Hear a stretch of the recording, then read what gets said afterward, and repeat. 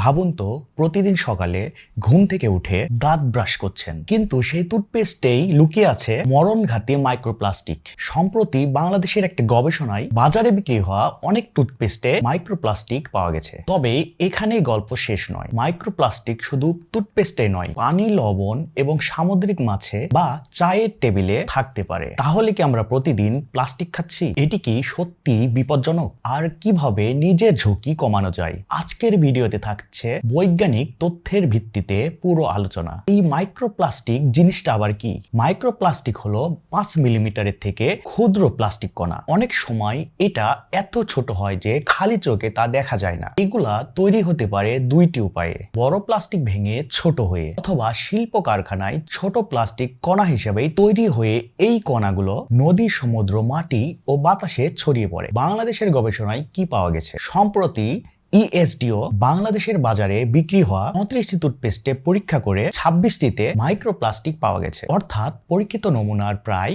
76.5% microplastic ছিল। প্রতি 100 গ্রাম টুথপেস্টে 20 থেকে 320টি পর্যন্ত মাইক্রোপ্লাস্টিক কণা পাওয়া গেছে। যেসব টুথপেস্টে মাইক্রোপ্লাস্টিক বেশি পাওয়া গেছে সেগুলো হলো Mediplus fluoride gel, Close Up red hot, Close Up menthol fresh, Himalaya complete care, Sensodyne fresh mint. এছাড়াও বাচ্চাদের টুথপেস্টে যেমন Pepsodent kids, Meril baby gel, এই ধরনের টুথপেস্টেও মাইক্রোপ্লাস্টিক পাওয়া গেছে। এক্ষেত্রে আমি বলবো শিশুদের টুথপেস্ট, যেহেতু শিশুরা গিলে ফেলে সেহেতু তারা ক্ষতির মুখে পড়তে পারে। কিন্তু খুব গুরুত্বপূর্ণ বিষয় হলো এই গবেষণা কোনো টুথপেস্টে স্বাস্থ্যের জন্য ক্ষতিকর এই ঘোষণা করেনি। এটা শুধু পরীক্ষিত নমুনায় মাইক্রোপ্লাস্টিক শনাক্ত করেছে। দীর্ঘমেয়াদে মানুষের স্বাস্থ্যের উপর এর প্রভাব নিয়ে এখনো গবেষণা চলছে। অনেকেই ভাবছেন, আমি তো টুথপেস্ট গিলে ফেলি না, তাহলে সমস্যা কোথায়? আসলে মাইক্রোপ্লাস্টিক এর প্রধান উৎস টুথপেস্ট নয়। প্রতিদিন আরো অনেক উপায়ে আমাদের দেহে মাইক্রোপ্লাস্টিক ঢুকে পড়ে। যেমন ধরুন বোতলজাত পানি। অনেক গবেষণায় বোতলজাত পানিতে মাইক্রোপ্লাস্টিক পাওয়া গেছে। বোতলজাত পানিতে উৎপাদন প্রক্রিয়া থেকেও বোতলের পানিতে ক্ষুদ্র মাইক্রোপ্লাস্টিক ছড়িয়ে পড়তে পারে।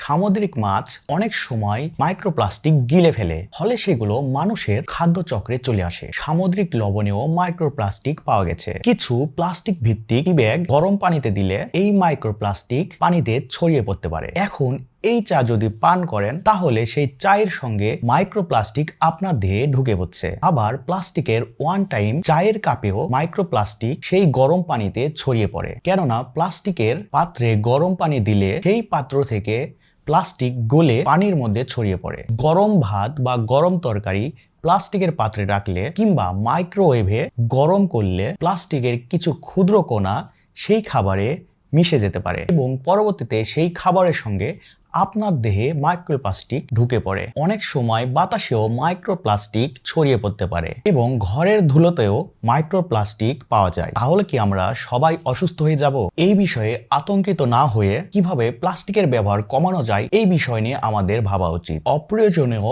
একবার ব্যবহারযোগ্য প্লাস্টিক কম ব্যবহার করুন। খুব গরম খাবার প্লাস্টিকে রাখবেন না। কাঁচ বা স্টিলের পাত্র ব্যবহার করুন। সম্ভব হলে পুনঃ ব্যবহারযোগ্য পানির বোতল ব্যবহার করুন। শিশুদের প্লাস্টিকের জিনিস মুখে দেওয়ার অভ্যাস কমাতে চেষ্টা করুন। টুথপেস্ট ব্যবহারের ক্ষেত্রে ভবিষ্যতে নতুন গবেষণার তথ্যের উপর নজর রাখুন। এটি এখন পরিবেশেরও সমস্যা, খাদ্য এবং দৈনন্দিন জীবনের একটি বৈশ্বিক চ্যালেঞ্জ। বাংলাদেশের সাম্প্রতিক গবেষণা আমাদের একটি গুরুত্বপূর্ণ বার্তা দিয়েছে। পণ্যের মান নিয়ন্ত্রণ, আরো গবেষণা এবং সচেতনতা বাড়ানো দরকার। মাইক্রোপ্লাস্টিক পাওয়া গেছে বলেই সেই পণ্যটি বা তাদের অন্যান্য ভেরিয়েন্টও ক্ষতিকর এমন নয়। তাই গুজবে নয়, বৈজ্ঞানিক তথ্যের উপর বিশ্বাস রাখুন। আপনি কোন টুথপেস্ট ব্যবহার করেন কমেন্টে জানান। আর এমন স্বাস্থ্য বিষয়ক ও ডেন্টাল বিষয়ক ভিডিও পেতে আমাদের চ্যানেলটি সাবস্ক্রাইব করে দিতে ভুলবেন না এবং ফেসবুক থেকে যারা দেখছেন পেজটি ফলো করে দিতে পারেন এবং ভিডিওটি শেয়ার করুন যাতে সঠিক তথ্য আরো মানুষের কাছে পৌঁছে যায়।